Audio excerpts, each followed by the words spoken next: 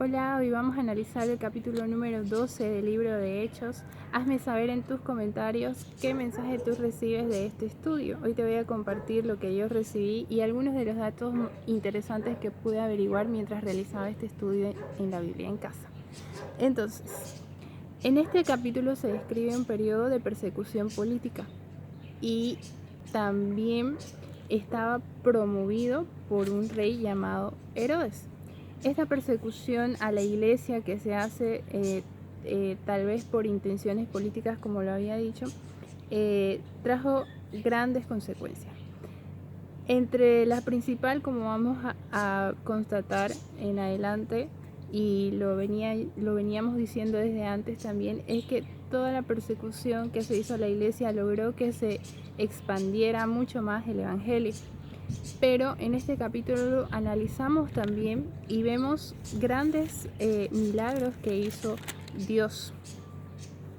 Entonces, lo primero que vemos es lo siguiente. Este Herodes, es un dato interesante, es el nieto de el primer Herodes el Grande que hizo la persecución de Jesús cuando era bebecito. Fue el Herodes que dio la orden de matar a todos los niños en Belén. Ese era el abuelo de este Herodes de Agripa, de este tiempo que estaba ya persiguiendo a los cristianos. Y es interesante que nosotros rescatemos este dato porque podemos marcar nosotros la diferencia en nuestra descendencia.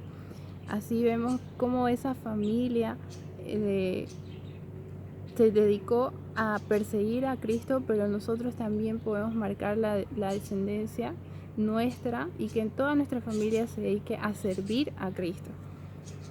Bueno, entonces, ¿qué hace este Herodes? Era un rey tan malo y lo primero que hace es matar a Jacobo, ¿no? A Jacobo, que era el segundo mártir que se describe acá en este capítulo, en este libro de Hechos. El primero fue Esteban y este sería el segundo mártir cristiano que debemos morir. Y al ver que la respuesta fue buena para ganar gente, o sea, a los judíos les agradó muchísimo eso, entonces manda a arrestar a Pedro. Lo arresta a Pedro y le pone 16 guardias de seguridad. Seguramente porque ella sospechaba, ya había visto lo que había acontecido antes, entonces sospechaba que probablemente podía escapar o podía suceder algo milagroso para que Pedro sea liberado. Entonces pone 16 guardias ahí al resguardo de Pedro en la cárcel. Vemos también que Pedro, estando ahí arrestado, él se mantiene tranquilo, incluso llega hasta a dormirse. Pero tras que él es arrestado, la iglesia, toda la iglesia se pone en oración, estaba intercediendo por Pedro. Entonces, son datos tan interesantes para nosotros porque cuán importante es la oración que nosotros hacemos por alguien más. Cuando oramos por nuestra familia, por nuestros amigos, por otra persona, por otra causa, cómo nosotros podemos intervenir en los planes que hace el enemigo e incluso en los planes que hace la misma persona, podemos cambiar todo para mejor de esa persona, de esa familia, de ese país, de quien sea por quien nosotros estemos orando. Cuando la iglesia se une, la oración realmente tiene poder y toda oración es escuchada. Entonces, vemos qué es lo que pasó, cuál es la respuesta de esa oración. Analizamos que Pedro estaba arrestado, pero que estaba durmiendo, se durmió ahí en la cárcel. Incluso dice la palabra que llega un ángel ahí en la cárcel y ingresa una luz resplandeciente del ángel, pero ni siquiera con esa luz resplandeciente Pedro se despertó. El ángel tuvo que tocarle su costado para que Pedro se despertara. Entonces, ¿cuántos se sienten identificados con Pedro ahí, que son tan dormilones? Sobre todo en esta época, ¿no? Que todo el mundo está durmiendo.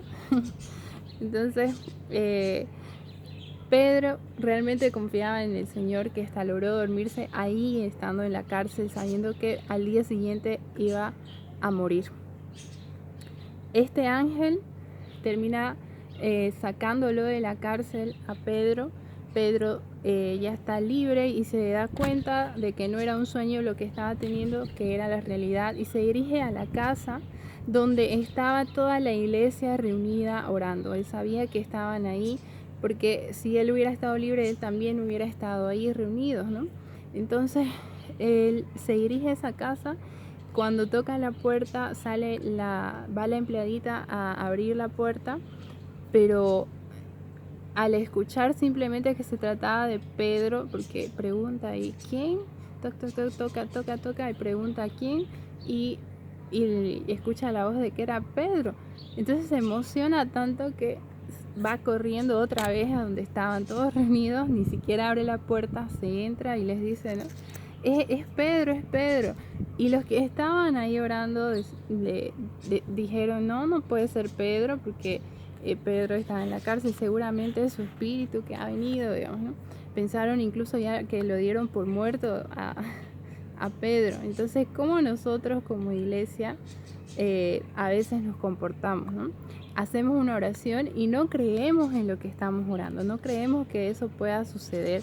Ellos estaban orando por la libertad de Pedro, pero en ese momento, ese ratito, no creyeron que realmente podía ser Pedro, hasta que fueron, abrieron la puerta y se alegraron y se sorprendieron tanto de que sí, realmente Pedro estuviera libre.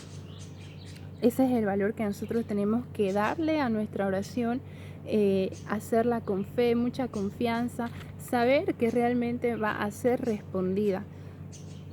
Toda oración que hagamos, Dios la va a escuchar.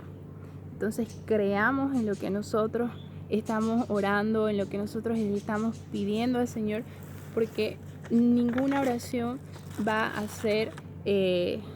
a ser respondida. Todas las oraciones que hagamos las va a escuchar nuestro Padre. Ahí vemos también que en adelante Pedro no se queda ahí en Jerusalén, sino que ya es liberado, está ahí ese momento, esa noche con la iglesia, pero también se va de ese pueblo porque sabe que va a ser perseguido por este rey. Él podría decir, no, yo me quedo y voy a confiar en que Dios me va a librar nuevamente. Sin embargo, ahí también nos enseña a ser prudentes. Dios nos da la solución, pero tampoco por eso vamos a retarlo y vamos a seguir metiéndonos en problemas para decir, ay no, que Dios me libre, que Dios me libre. Se trata de que seamos prudentes. Eso nos enseña Pedro con esa actitud y lo vemos descrita en este capítulo, que también nosotros debemos actuar con esa prudencia en esta época que estamos ahorita con la pandemia. Entonces aprendamos a ser prudentes, respetemos las normas de bioseguridad, cuidemos nuestro cuerpo físico para que también este templo del Espíritu Santo se mantenga en las mejores condiciones para servirle al Señor. Seamos prudentes, hagamos caso a nuestros padres, a nuestras autoridades, a los médicos, al personal de salud que nos ayuda, nos orienta, y seamos prudentes en cualquier situación en la que nos encontremos. Sepamos siempre pedir la dirección y la orientación de nuestro Padre para que todo lo que hagamos sea conforme a su voluntad y no conforme a nuestros deseos, nuestros caprichos.